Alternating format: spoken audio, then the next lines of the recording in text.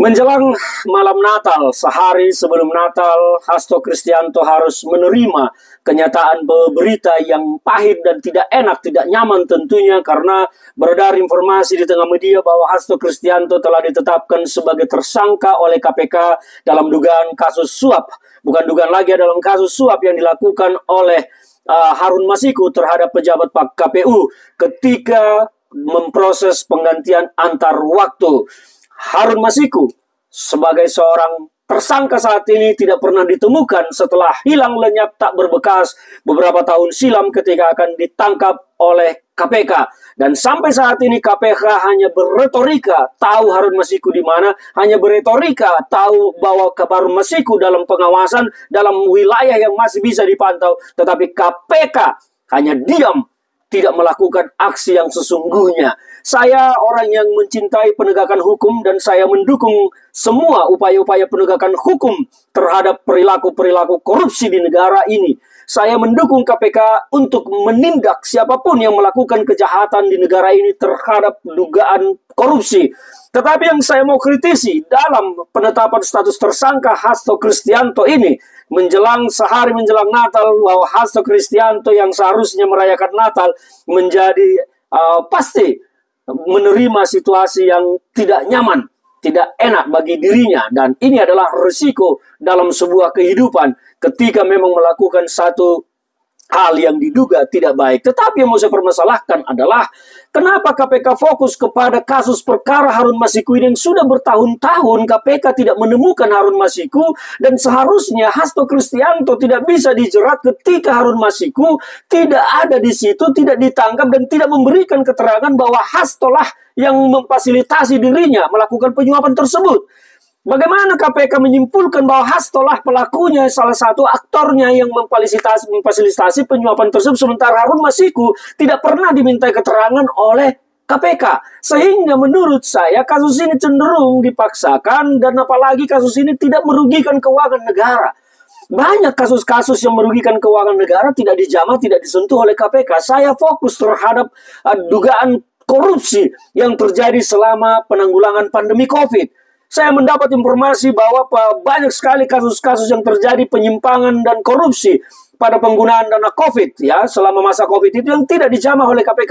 Pengadaan alat kesehatan dalam pandemi COVID ini tidak disentuh KPK. Kenapa KPK diam terhadap kejahatan serius pada saat masyarakat Indonesia menghadapi pandemi COVID yang mengancam nyawanya? Ada pejabat-pejabat yang melakukan korupsi tetapi dibiarkan oleh KPK. Dan lucunya fokus kepada kasus Harun Masiku yang tidak merugikan keuangan negara. Ini adalah suap, betul suap itu adalah kejahatan, betul itu adalah korupsi. Tetapi ketika kita bicara skala prioritas dengan keterbatasan KPK, mengapa KPK fokus kepada kasus ecek-ecek begini? Kalau kata orang Medan ini kasus ecek-ecek, kasus abal-abal. Banyak kasus yang sangat super penting justru tidak disentuh oleh KPK. Seperti yang tadi saya sampaikan, dana alat kesehatan, penyimpangan penggunaan dana COVID ketika pandemi COVID terjadi. Di mana KPK? Mengapa sampai sekarang kita tidak mendengar ada yang ditindak dari penggunaan dana COVID tersebut yang menyimpang? Padahal itu tentang nyawa manusia. Inilah yang saya prihatin dengan KPK, bahwa KPK ini menjadi seperti instrumen yang bisa diperalat oleh kekuasaan, sebuah instrumen yang hanya menjadi alat pejabatnya untuk memperkaya diri sendiri. Bahkan KPK pun tidak mampu mengawal vonis berat terhadap pelaku-pelaku korupsi. Terbaru Harvey Muiz hanya divonis 6,5 tahun dari tuntutan 12 tahun. Ini kan memalukan, padahal pasal-pasal yang dikenakan oleh penyidik terhadap Harvey Muiz itu ancamannya maksimum 20 tahun. Hanya mendapat 6,5 tahun. Di mana posisi KPK dalam proses penindakan hukum pemberantasan korupsi? Tidak jelas sampai saat ini. Saya bukan menolak penetapan Hasto sebagai tersangka. Saya pasti mendukung KPK memberantas semua korupsi. Siapapun, tidak pandang bulu. Tetapi yang saya mau adalah KPK fokus kepada kasus-kasus yang melibatkan dana negara, yang melibatkan perampokan uang rakyat, yang merugikan negara, merugikan rakyat, dan tidak fokus kepada kasus-kasus ecek-ecek. Seandainya KPK menelah kasus-kasus korupsi pada bantuan sosial, pada dana COVID, pengadaan alat kesehatan, ini akan sangat bermanfaat, dan orang-orang yang melakukan pidana korupsi di dalam kondisi pandemi seperti ini dalam bencana harusnya dihukum mati. Kenapa KPK tidak fokus pada pemberantasan korupsi? Masih banyak kasus-kasus korupsi lain yang terang benderang di tengah publik, tetapi KPK diam. Yang terkonyol terkait dengan dana CSR Bank Indonesia.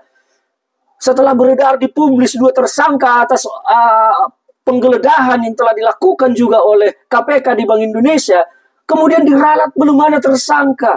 Publik kemudian menduga-duga, oh ini karena salah satunya anggota DPR dari penguasa. Ini kan menjadi konyol KPK.